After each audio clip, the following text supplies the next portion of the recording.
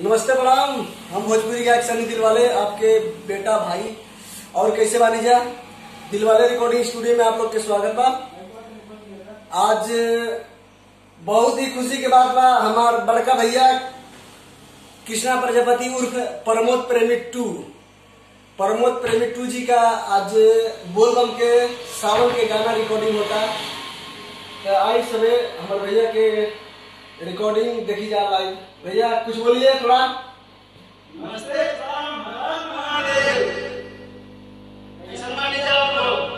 आज देखिए हमारे गाना की रिकॉर्डिंग होता है बोलबम के।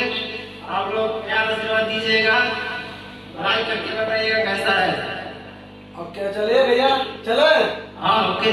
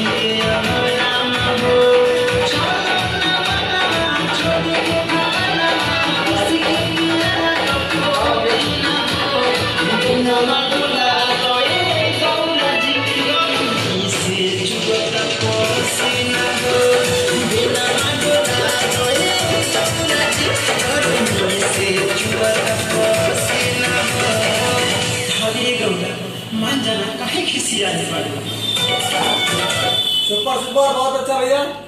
अंतरा ये मस्त है।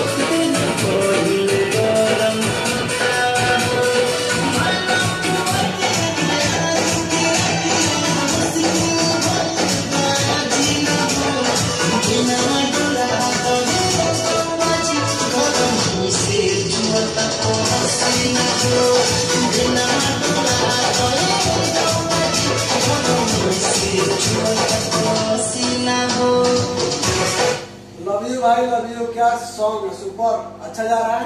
आगे